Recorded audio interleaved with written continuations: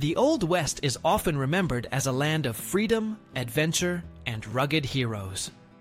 But behind the myths and Hollywood stories, the real frontier was much darker.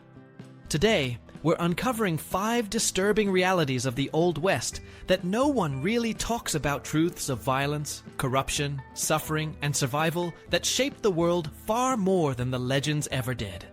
Number 1. Violence was the daily language. Life in the Old West was shaped by a constant presence of violence, not as isolated events, but as a routine element of survival. Frontier towns grew quickly around mining camps, cattle trails, and railroads, bringing together people chasing opportunity and wealth, but also creating a volatile environment where law enforcement was thin and social order fragile. In many of these places, disputes were not settled in courtrooms, but with fists, knives, or revolvers. The reality was far removed from the tidy duels depicted in Western films. Violence was unpredictable, sudden, and often fueled by alcohol, frustration, or prejudice. The idea of the noble standoff, 2 men meeting under the hot sun with townsfolk watching, is more myth than truth. Most gunfights were messy affairs. They erupted without warning, in crowded saloons, during heated poker games, or after drunken arguments that escalated too quickly. People didn't draw to preserve honor, but to survive an immediate threat. Many attacks came from ambushes or from shooting someone in the back. A gunfight was rarely fair or cinematic. It was chaotic, loud, and dangerous to anyone nearby. This everyday volatility wasn't limited to outlaws and sheriffs. Ordinary settlers, cowboys, and drifters carried weapons because the risk of robbery, assault, or sudden attack was always present. Carrying a revolver or a knife was as practical as carrying tools for work. For families living on isolated homesteads, a firearm could mean protection from raiders, bandits, or even wild animals. But it also meant that disputes between neighbors sometimes turned deadly. The violence of the Old West also reflected deeper divisions. People of color, especially Native Americans, African Americans, and Mexicans, often faced targeted aggression. Lynching, mob violence, and racially motivated killings were tragically common. These acts weren't only about personal conflict, but about enforcing social hierarchies through fear. Such brutality reinforced patterns of control in a society where official law was often absent or ineffective. Yet, for all the violence committed with weapons, disease silently killed even more. Outbreaks of cholera, typhoid fever, and smallpox swept through settlements, wiping out families and towns with terrifying speed. Medical knowledge was limited, and conditions in crowded mining camps or cattle towns only fueled the spread. Parents frequently lost children before they reached adolescence, and adults rarely expected to live beyond their 40s. In many cases, a bullet wound didn't kill immediately, but the infection afterward did, because medical care was primitive, surgical tools unsterilized, and antibiotics decades away from discovery. The culture of constant death and violence shaped the way people thought and behaved. Communities were hardened by loss, used to burying their dead, and less shocked by sudden tragedy than we might imagine today. It was a society where violence wasn't an extraordinary event, it was woven into daily life. People adjusted by living cautiously, mistrusting strangers, and keeping weapons close at hand. Even small matters like insults, unpaid debts, or accusations of cheating could escalate into lethal encounters. This reality also influenced the psychology of frontier society.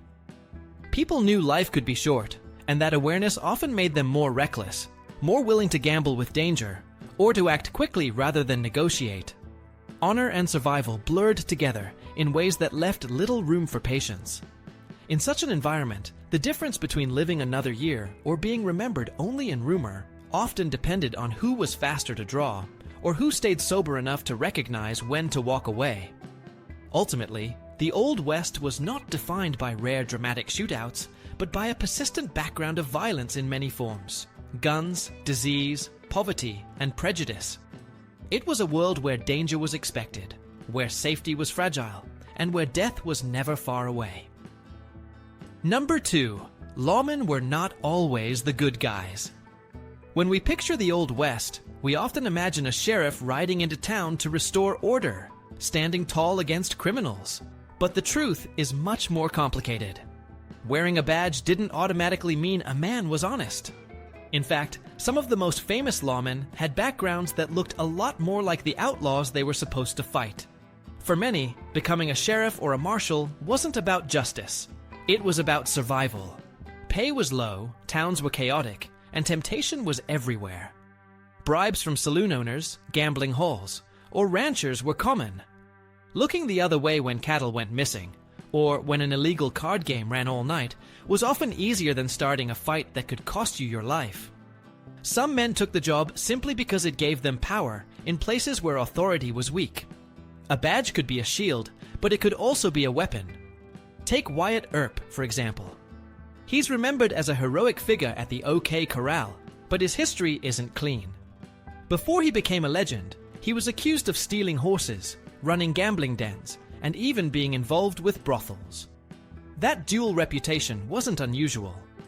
Many lawmen blurred the line between enforcing order and breaking the rules themselves. Then there were men who moved back and forth between sides. Some started as outlaws and later put on a badge when the opportunity came. Others began as lawmen and ended up joining gangs when they lost their positions. In places like New Mexico or Kansas, it wasn't strange to see the same man hunting rustlers one month and riding with them the next. The Lincoln County War is a clear example of how law enforcement got tangled in corruption and personal interest. Sheriffs, deputies, and hired guns weren't neutral. They chose sides in a business feud and turned it into open warfare. Justice wasn't blind. It was for sale to whoever had more money or influence.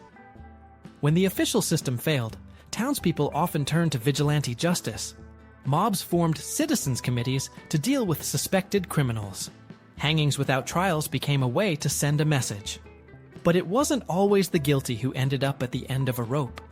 Sometimes innocent men were lynched simply to satisfy the crowd's anger, or because someone needed a scapegoat. For ordinary settlers, it was hard to know who to trust more: the outlaw with a gun, or the sheriff with a badge. Not every lawman was corrupt.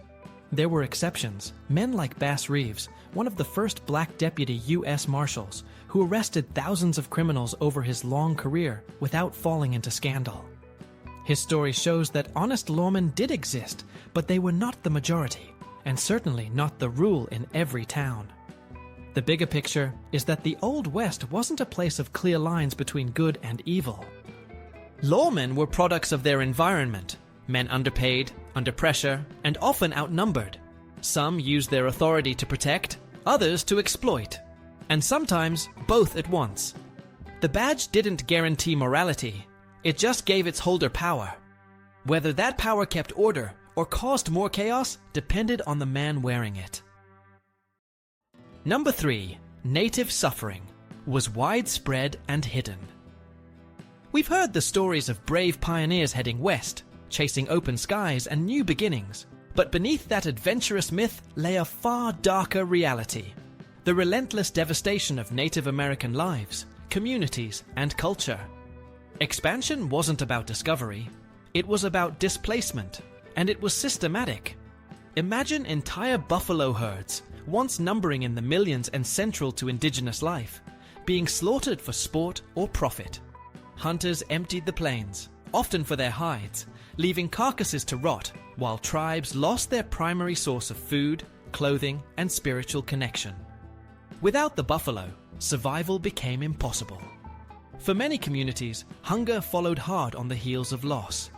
Trains rolled through the plains, and passengers sometimes even encouraged to shoot at buffalo from the windows. Watch the symbol of a way of life drop in broken heaps, one bullet at a time.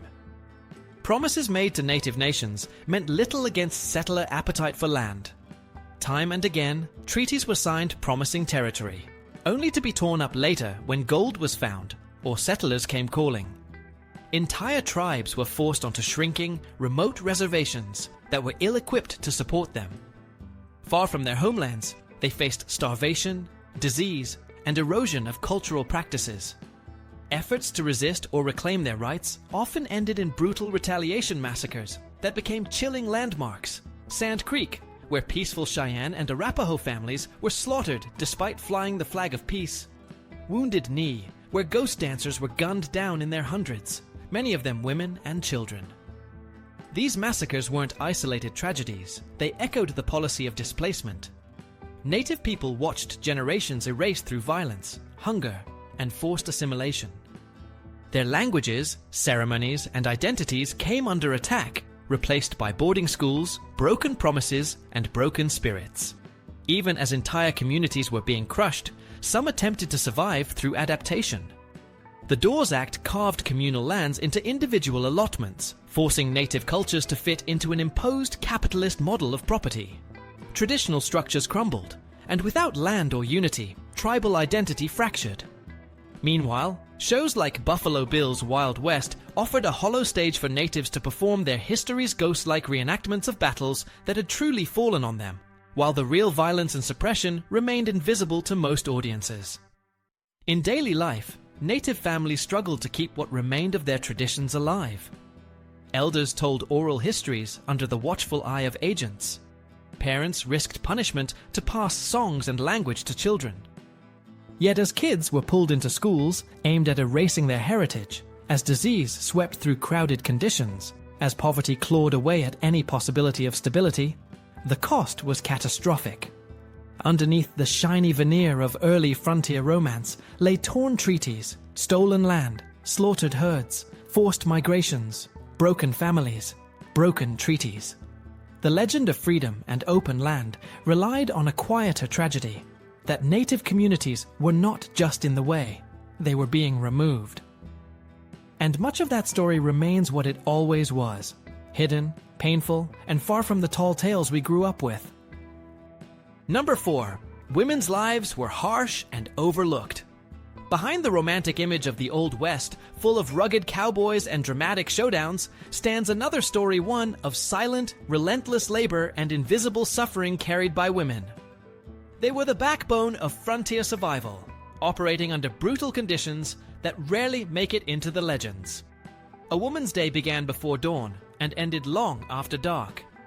With no electricity or running water, every meal had to be prepared on a wood-burning stove, clothes scrubbed by hand, water hauled from wells or streams, and wood chopped for fire. In cabins with dirt floors, harsh winters meant living in semi-darkness, patching leaky walls against wind and cold. The physical effort was constant, whether she was gardening, nursing livestock, or preserving food. There was no rest, and little relief. Childbirth was one of the greatest risks. Frontier medical care was minimal, often provided by neighbors or inexperienced midwives. Many women didn't survive their first or second pregnancies, and infants died in alarming numbers. Disease followed tragedy without sterilized tools or reliable help. Infections were common and often fatal. Legal and social structures offered almost no protection. Single women widowed or abandoned had few options. Remarrying swiftly was often necessary to avoid destitution. Many turned to work in saloons, dance halls, or brothels, not by choice, but by economic pressure. These women faced daily risks: violence, extortion, stigma, and illness. Their lives were a constant gamble between survival and exploitation.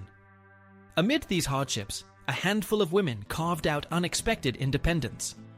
Margaret Borland, widowed and determined, ran her own cattle drive and ranch, driving her herd across the Chisholm Trail with her children in tow. Her resilience defied expectations and left a mark on history. Then there was Calamity Jane, dressing like a man, hunting, riding, and nursing smallpox victims in chaotic towns. Belle Starr earned infamy as an outlaw, bold, reckless, and unapologetic in a world that expected women to be anything but. These exceptional figures stand out, but they were the exceptions. Most women lived quiet, grueling lives. Babies cried from hunger, illness, and fear. Husbands or neighbors drowned in drinking or died young.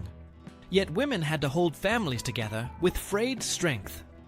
Isolation took a toll on the mind as much as the body. Far from neighbors or medical aid, cut off by miles of emptiness, many frontier women experienced so-called prairie madness. That isn't a poetic phrase. It was a real mental collapse brought on by loneliness, endless hardship, and the crushing responsibility of keeping households afloat. Depression, despair, and even suicide became silent undercurrents in many settlements. Despite their grit, their stories were left to the margins. Their voices rarely made it into newspapers, unless they were sensational, like a bad saloon scandal, a murder, or a daring stunt.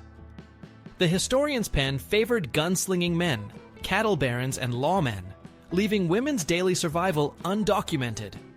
The letters, diaries, oral stories these women held became fragile threads in the history books. Yet without them, homesteads wouldn't stand. Families would collapse. Borders would blur. Their labor earned the expansion. Their sacrifice carved communities out of dust. They cooked, sewed, nursed, buried, protected, and endured. Their sweat and tears turned the wilderness into homes. There was no applause for the frontier woman who rose before the sun and tucked her sick child into bed before it set. No tale of her quiet bravery. No ballad sung of her hidden wounds. And that is the tragedy history often forgets, that it wasn't only the lone rider or the gunfighter who shaped the West. It was the woman who woke each dawn, whose world was toil, resilience, and survival, and whose life was written in the dust of 1,000 unmarked days. Number 5. The myth was carefully manufactured. The Old West, most of us know, is less a memory of real events and more a story crafted and sold over generations. The familiar images, the noble cowboy riding into the sunset, the fearless outlaw with a code of honor, the tense gunfight at high noon, were never everyday reality. They were products of myth-making, built by publishers, performers, and eventually Hollywood studios, each reshaping a harsh and complicated past into something that could be consumed as entertainment. It began with dime novels in the mid-19th century, cheap little books full of melodrama and adventure. Writers churned out stories of fearless frontiersmen, daring scouts, and cunning outlaws, presenting them as larger-than-life figures. Audiences, especially in the growing cities of the East, couldn't get enough of these tales. They were hungry for stories of wild lands and untamed freedom, and the dime novels gave them exactly that, even if accuracy was sacrificed. Characters who were violent criminals in real life became symbols of defiance and individuality. Someone like Jesse James, who led robberies and left death in his wake, was recast as a folk hero standing up to corrupt banks and railroads. Stage shows followed. Buffalo Bill's Wild West took the myths from the page and turned them into theater. Performances featured choreographed shootouts, staged cavalry battles, and native people reenacting scenes of resistance, all wrapped in spectacle. These shows toured across America and Europe, spreading a glamorized version of frontier life to millions. They didn't present reality, they reinforced the legend. The brutality of massacres, the exhaustion of ranch work, the hunger and disease of real life were erased, replaced by thrilling entertainment. By the time Hollywood began making Western films in the early 20th century, the myth was fully established. Cowboys were no longer the tired, underpaid ranch hands driving cattle for months across dusty plains. They were now symbols of independence, grit, and moral clarity, their struggles framed as epic battles of good versus evil. The outlaw, too, was reshaped. Instead of being remembered as a dangerous criminal, he was cast as a misunderstood rebel. The cowboy and the outlaw became archetypes, simple and easy to follow, and perfect for the screen. This transformation served a cultural purpose. America was rapidly changing, industrializing, urbanizing, facing waves of immigration and social upheaval. The Old West became a mythic anchor, a story about national character. Rugged, self-reliant, adventurous. It gave people something to hold on to, a way of seeing themselves as heirs to a tradition of courage and expansion. Even when the real West was long gone, the invented one lived on, because it offered identity and pride. But beneath the legend, the reality was far different. Gunfights weren't common duels. They were usually sudden, chaotic, and rarely fair. Cowboys weren't noble heroes, but often poor young men, many of them Mexican or black, working long hours for meager pay. Outlaws weren't freedom fighters, but men who robbed, murdered, and spread fear. Native Americans weren't simply enemies of progress, but communities facing destruction of their culture and survival. These truths were complicated, messy, and not nearly as appealing as the myths that replaced them. The myth, however, proved resilient. It found new life in pulp magazines, radio shows, comic books, and later in Hollywood's golden age of westerns. By the mid-20th century, the cowboy hat and revolver weren't just symbols of a bygone era. They had become icons of American culture. The manufactured version of the Old West had eclipsed the real one so thoroughly that separating fact from fiction became nearly impossible for the average person. Even today, echoes of that myth remain everywhere, from fashion and advertising to film and television. The cowboy still embodies freedom and toughness, even if his historical reality was far more ordinary. The outlaw is still romanticized as a rebel spirit, even though his real victims were often everyday people. The manufactured image continues to shape identity, long after the dust of the actual West settled.